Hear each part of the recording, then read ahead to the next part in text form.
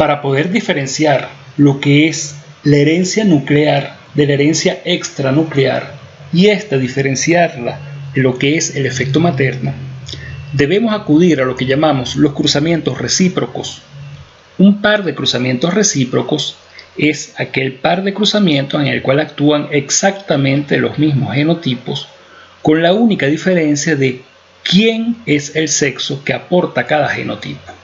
En este caso estamos cruzando A1A1 citoplasma C1 con A2A2 citoplasma C2, y lo mismo estamos haciendo en este cruzamiento. ¿Cuál es la diferencia entre ambos? Que el genotipo A1A1 citoplasma 1 va a estar determinado en este caso por el óvulo, por la planta madre, porque en este cruzamiento vamos a obligar que esta inflorescencia femenina reciba polen solamente de este genotipo. Véase que exactamente el mismo genotipo que actúa como hembra es el que estamos utilizando en este cruzamiento, pero ahora actuando como macho. Este genotipo va a ser aportado por los granos de polen cuando los dirijamos a la inflorescencia femenina. El caso del otro genotipo, A2A2 citoplasma 2, en este cruzamiento va a ser aportado por los granos de polen que dirijamos hacia esta inflorescencia, mientras que en este cruzamiento, A2A2 C2, va a ser aportado por los óvulos que van a recibir estos granos de polen. Eso es un par de cruzamientos recíprocos. En ellos vamos a comparar las proporciones fenotípicas de las F1 y de las F2 para poder diferenciar qué tipo de herencia es. Desde el punto de vista teórico, conocemos que A1A1 aporta solamente gametos A1, es decir, en este caso todos los óvulos de esta inflorescencia serán A1, mientras que en el caso de esta planta todos los granos de polen serán A2. Cuando estos granos de polen llegan y fecundan estos óvulos A1, se formará el núcleo en el embrión, el genotipo A1A2. El citoplasma, ¿de dónde vendrá? El citoplasma vendrá de la planta madre. Por lo tanto, todas estas plantas van a tener un citoplasma exactamente igual que el óvulo que permitió la formación del embrión, y en este caso el óvulo es C1. Por lo tanto, esa es una herencia que viene por la vía materna. Veamos qué pasa en este cruzamiento. Dijimos que a nivel de núcleo son exactamente iguales, por lo tanto el resultado en el núcleo es exactamente el mismo, A1A2, pero en este caso quien aporta el óvulo es este genotipo. Por lo tanto, todas estas plantas, las células tendrán en su citoplasma el gen C2. A nivel de la F2 vamos a conseguir algo que ya conocemos a nivel del núcleo, una proporción 1/4 homocigoto, 1/2 heterocigoto y 1/4 del otro homocigoto, donde todas las plantas serán citoplasma C1, porque todas estas plantas vienen de plantas con citoplasma C1, no hay otra oportunidad. El citoplasma, el contenido genético del citoplasma de estas plantas se lleva a la siguiente generación. Algo parecido en el resultado del cruzamiento recíproco, donde vemos 1/4, 1/2, 1/4 a nivel nuclear, y el citoplasma va a ser C2 porque todas estas plantas provienen de plantas con citoplasma C2. Veamos entonces, si esto es desde el punto de vista teórico, ¿qué hacemos con esto para poder determinar qué tipo de herencia lleva una característica? Supongamos lo siguiente, supongamos que a nivel fenotípico, digamos que el color de la planta, este gris que está acá, está aportado por este genotipo, véase que lo tenemos acá y lo tenemos acá, mientras que este color de la planta está aportado por este genotipo. Si vemos que en las F1 su fenotipo es exactamente igual, pues veamos a nivel genotípico qué es lo que es igual entre ellas. Y veamos que a nivel genotípico lo que es igual entre ellos es el contenido genético a nivel del núcleo. Ambas son A1, A2. Su citoplasma difiere. Esto quiere decir que si el fenotipo de estas dos F1 es el mismo, no es el citoplasma el que está influyendo, porque si fuese el citoplasma el que influye, los fenotipos serían distintos. En esta característica en particular, entonces, son los genes nucleares lo que determinan el fenotipo. Si lo llevamos hasta un F2, ratificamos lo que hemos dicho.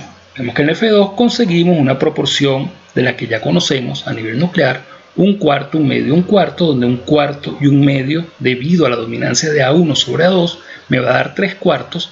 Fíjense que de las 8 plantas tenemos que 3/4 partes son iguales. véase que 3/4 partes son iguales a este padre y solamente 1/4 parte es igual a este padre. Lo mismo en el cruzamiento recíproco. Es decir, a manera de conclusión, cuando tenemos un par de cruzamientos recíprocos donde los fenotipos son distintos entre los padres, cuando comparamos los fenotipos de ambas F1, si ellos son iguales, hay un alto indicio de que la herencia sea nuclear, sea dada por el ADN que está en el núcleo. Si lo llevamos al F2 e igualmente entre ambas F2 no existe ningún tipo de diferencia entre sus proporciones fenotípicas, es indicativo de que la herencia está dada por genes a nivel nuclear. Es allí cuando determinamos que la herencia de esta característica es una herencia nuclear. Pensemos en el mismo ejemplo, pero pensemos que nos diese otros resultados. Pensemos que los resultados que hubiésemos obtenido son algo parecido a lo que estamos viendo, donde en este cruzamiento el fenotipo que vemos en la F1 es este, mientras que en este cruzamiento el fenotipo que estamos viendo en la F1 es este. Primera conclusión, el fenotipo de la F1 de este cruzamiento es distinto del fenotipo de este cruzamiento.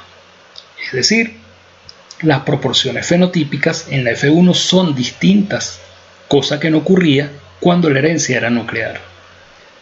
Si comparamos a nivel genotípico qué es lo diferente como para que dé un fenotipo distinto, veamos que el citoplasma es distinto.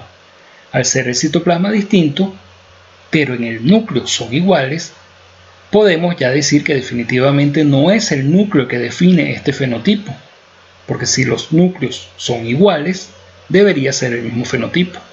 El citoplasma sí es distinto y esto es la explicación del por qué conseguimos fenotipos distintos. Si lo llevamos a la F2, vamos a mantener estas diferencias en las proporciones fenotípicas y vamos a conseguir que independientemente de lo que ocurre en el núcleo de esta proporción 1, 2, 1, que ocurre tanto acá como acá, independientemente de eso se va a dar un solo fenotipo. Y esto es indicativo de que es debido al citoplasma. Cada vez que exista citoplasma C1 se va a dar este fenotipo, cada vez que exista citoplasma C2 se va a dar este fenotipo. Véase que en la F2 solamente hay citoplasma 2, en la F1 solamente hay citoplasma C2 y este padre es el que aporta el citoplasma C2. Eso es lo que da la vía materna de la herencia en lo que es esta herencia citoplasmática. Es allí cuando hablamos de herencia citoplasmática, herencia dada por genes a nivel mitocondrial.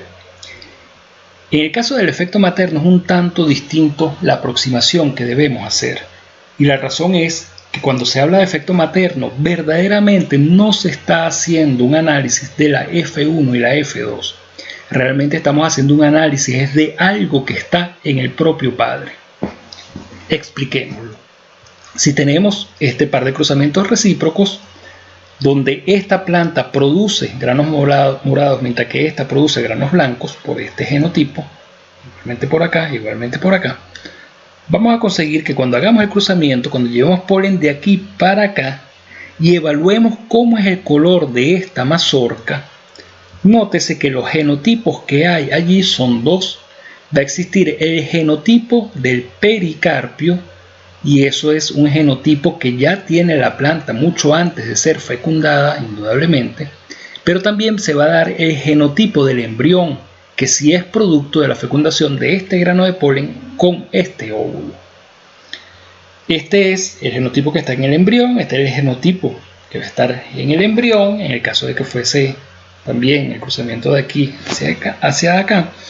Vamos a tener entonces que lo que debemos determinar no es a nivel de esta mazorca recién fecundada, porque indudablemente allí va a haber un efecto materno porque la planta ya tiene su propio genotipo y condicionará ese fenotipo, y eso es lo que llamamos efecto materno, y por eso son muchos los que consideran que realmente no es una herencia.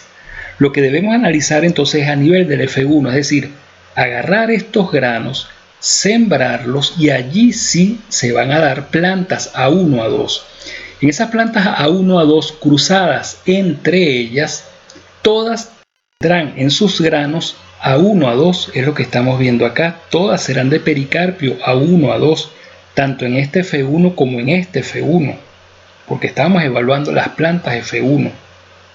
Lo único distinto con respecto a las otras características es que estamos viendo que dentro de la mazorca, en sus granos, vamos a conseguir dos genotipos.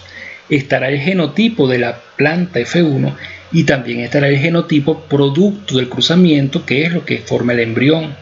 Pero el genotipo del embrión no va a determinar el color del grano cuando es el pericarpio el que lo define, porque ya está previamente definido que estas plantas son A1, A2 y que darán granos morados. Es decir, que si queremos estudiar esta característica en profundidad, debemos llevarlo hasta el F2, es decir, tomar los granos de cada una de estas mazorcas, sembrarlos y obtener plantas F2. Aquí entonces vamos a ver exactamente lo que esperaríamos de la herencia nuclear, donde vamos a tener un cuarto de este genotipo, un medio de este genotipo, un cuarto de este genotipo, por lo tanto 3/4 partes de este fenotipo y 1/4 parte de este fenotipo. Independientemente de qué ocurra en el embrión, porque puede haber unas cuantas combinaciones en el embrión, aquí tendremos que 3/4 partes de las plantas generarán granos morados y 1/4 parte generará granos blancos. Lo mismo en esta generación.